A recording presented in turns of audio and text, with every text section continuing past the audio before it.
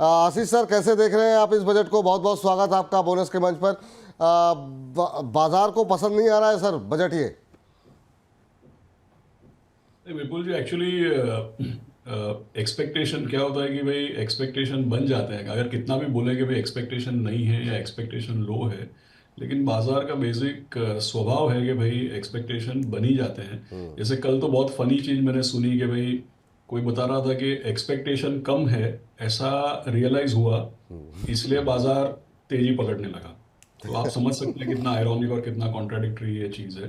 लेकिन जी। कुल मिला के अगर समझिए कि भाई बाजार के टिकर नहीं चल रहे होते और हम केवल बजट को सुनते, तो हमको ऐसा लगता है कि भाई पॉजिटिव है और बाजार ऊपर होना चाहिए था। मुझे लगता है धीमे धीमे बाजार के भी समझ में आएगा। देखिए, क्योंकि क्या होता है कि अगर कोई नेगेटिव तो है ही नहीं इसमें, हाँ, नेगेटिव नहीं, बिल्कुल सही बात। नेगेटिव तो कोई है नहीं हम्म, इसमें।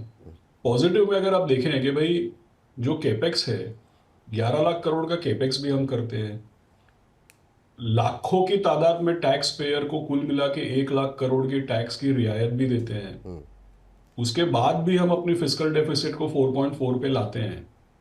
तो मुझे ऐसा लग रहा है कि अल्टीमेटली हर एक बजट जो है वो बैलेंस करने के लिए या ऑप्टिमाइज करने के लिए है। कोई भी चीज़ आप मैक्सिमाइज तो कर नहीं सकते हैं। अगर हम सोचते हैं कि भाई टैक्स भी कटेगा और बाकी सब भी होगा तो फिस्कल डेफिसिट खराब हो जाएगी। तो ये सब बैलेंस करने की या डेलिकेटली ऑप्टिमाइज करने की बात है। और उस चीज़ पे अगर आप देखें तो गवर्नमेंट का कंटिन्यूसली इम्प्रूवमेंट नज़र आता है। जी। सर, क्या खराब क्या लगा? क्या ये जो कैपेक्स को घटाया गया, क्या ये अच्छा नहीं लगा बाजार को? कि क्या एक्सपेक्टेशन ज़्यादा थी इसको लेकर के? क्या उसके अलावा जहाँ पे पोजीशन ज़्यादा बनी हुई थी पीएसयूज़ में बड़ी तेज गिरावट रही? क्या लोगों की उम्मीदें थी कि शायद डिफेंस को लेकर के, रेलवे को लेकर के अलग से अनाउंसमेंट होगी, वो शायद नहीं आई, वो शायद अच्छा नहीं लगा? आप कहाँ पे देख रहे हैं डिसअपॉइंटमेंट? तो विपुल जी, एक्चुअली आपने सही चीज अभी पॉइंट आउट की है कि भाई देखिए, पिछले 2.5-3 साल से 2021, 22, 23 और 2024 आधा जी।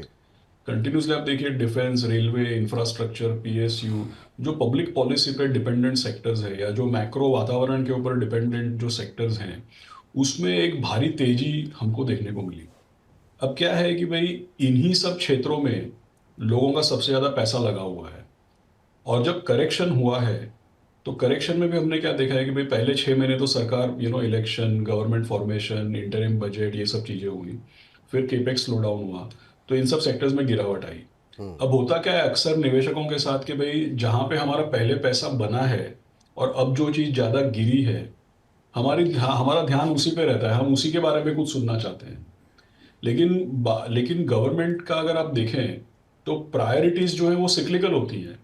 हम ये नहीं एक्सपेक्ट कर सकते कि गवर्नमेंट ही केवल केपेक्स करेगी और गवर्नमेंट जो आम जनता है उनकी तरफ, कंजम्पशन की तरफ भी इनका ध्यान जाएगा।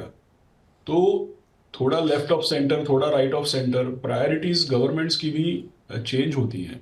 अब आप देखिए, यहाँ पे कंजम्पशन की और टैक्स रियायत की बात हो रही है, लेकिन अगले साल से आप जानते हैं कि 8th पे कमीशन ऑलरेडी अनाउंस हो चुका है। हम्म। राइट। हर स्टेट के इलेक्शन में आप देखिए तो government already weaker section of society, women, इनके हाथ में पैसा डाल रहा है। 3 साल पहले ये प्रायोरिटीज नहीं थी। 3 साल पहले सारी बातें केपेक्स। लेकिन देखिए, ये कंजम्पशन बूस्ट, टैक्स रियायत, प्रायोरिटी चेंज, ये सब कुछ करने के बाद भी केपेक्स कोई घटाया नहीं है। इस साल ठीक है, पहले 6 महीने में स्लो हुआ, जितना सोचते थे उतना पैसा खर्च नहीं कर पाए, तो बजट एस्टिमेट के मुकाबले रिवाइज्ड एस्टिमेट 1 लाख करोड़ थोड़ा नीचे आया। जी। अब इस बार तो नीचे आया, लेकिन अगले साल इसके ऊपर 1 लाख करोड़ एक्स्ट्रा ही एस्टिमेट किया जा रहा है। तो ऐसा नहीं कि भाई केपेक्स नहीं करेंगे, कुछ कारणों की वजह से केपेक्स में स्लो डाउन हुआ है, तो केपेक्स तो मेंटेन करेंगे। लेकिन इंक्रीमेंटली जो फोकस है वो वीकर सेक्शन ऑफ सोसाइटी, महिलाएं, टैक्स पेयर्स को रियायत, मिडिल क्लास, तो ये फोकस तो चेंज होते रहेगा टाइम टू टाइम। पर जो कदम उठाए गए हैं मिडिल क्लास को राहत देने के लिए, क्या वो इतने सफिशिएंट हैं सर? कि लंबे समय से जो कंसर्न डिमांड बनी हुई है, ख़ासतौर से जिसकी वजह से हमने देखा कि ऑटो से नंबर डाउन है, जिसकी वजह से हमने कॉर्पोरेट्स की अर्निंग घटती हुई देखी, उनको बूस्ट अप कर पाएगा, या आपको लगता है कि और भी बड़े ठोस कदम उठाने की आवश्यकता है?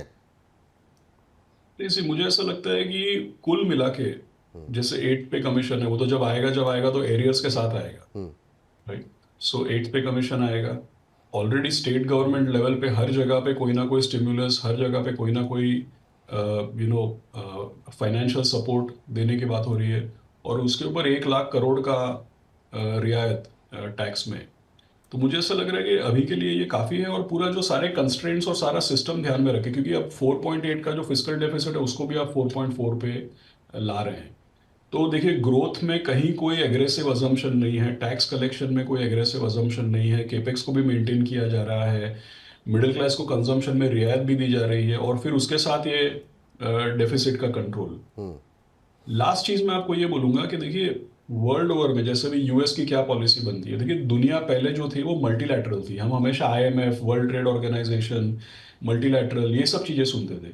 अब क्या है कि दुनिया मल्टीलैटरल से हट करके बायलैटरल की तरफ बढ़ रही है, राइट? तो अमेरिका है, उसके साथ हमारे कैसे नेगोशिएशंस होते हैं, और कौन सी कंट्रीज के साथ हमारे फ्री ट्रेड एग्रीमेंट्स होते हैं, इन सब चीज़ों पे भी इंडस्ट्रियल पॉलिसी, इन सब चीज़ों पे भी केपेक्स में कहाँ पे बेनिफिट देना नहीं देना, सब्सिडी कहाँ पे देनी नहीं देनी, ये इन सब चीज़ों पे भी निर्भर करता है। अब सब कुछ बजट में तो हो नहीं सकता है।